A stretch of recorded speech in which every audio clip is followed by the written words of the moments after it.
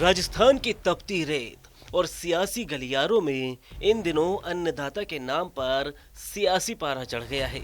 सूबे के मुखिया भजनलाल शर्मा के एक बयान ने रेगिस्तान के राजनीति में वो तूफान खड़ा कर दिया जिसकी गूंज अब विधानसभा से लेकर गांव की चौपालों तक सुनाई दे रही है।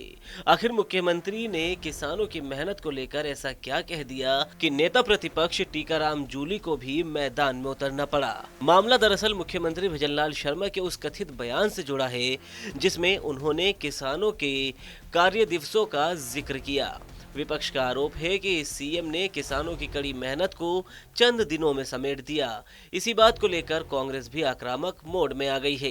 तो पहले आप सुनिए मुख्यमंत्री भजनलाल शर्मा का वो बयान। ये दूसरा कोई नहीं कहेगा। मैं इसलिए कह रहा हूं कि मैं किसान हूं, मैं जानता हूं कि 25 दिन 30 दिन से ज्यादा किसान काम नहीं करता है। सिर्फ वो बुवाई करने जाता है और काटने जाता है। बीच में पानी देने के लिए 2 दिन 4 दिन 5 दिन पानी देने के लिए जाता है।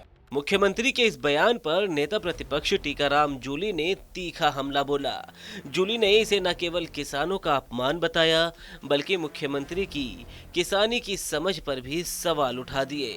मैंने अभी मुख्यमंत्री जी का बयान सुना, मुझे हंसी आ रही है कि मुख्यमंत्री जी ये कहते हैं कि जो किसान है वो साल में 20-25 दिन ही काम करता है, बाकी वो फ्री रहता है। बड़े कमाल की बात है। अपने आप को किसान का बेटा बताते हैं, किसान परिवार से बताते हैं, एक एक बात को आपको पता है, तो फिर ये आप कैसे कह सकते हैं? वो किसान जो अपनी फसल के लिए पूरा समय लगाता है, आपने कह दिया बुआई करता है और 4 दिन पानी देने जाता है और फिर कटाई कर लेता है।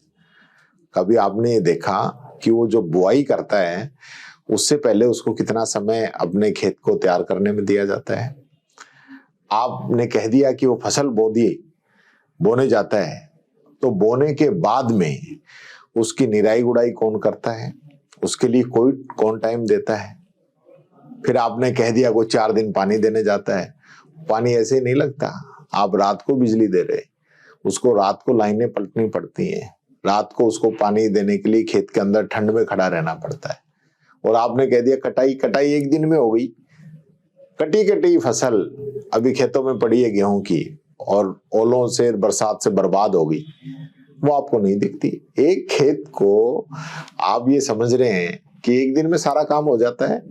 कटाई भी करेगा, इकट्ठा भी करेगा, उसको निकालेगा भी, उसको घर भी लेके आएगा, उसको मंडी में भी लेके जाएगा, उसको तूड़े को भी घर में डालेगा। और एक किसान ही नहीं, उसका पूरा परिवार इसके अंदर लगता है। छोटे छोटे बच्चे जो हैं जाके खेत में अपने माता पिता की मदद करते हैं और उसके बाद पूरी फसल जो है उसको किसके लिए छोड़ देगा? उसकी रखवाली नहीं करेगा।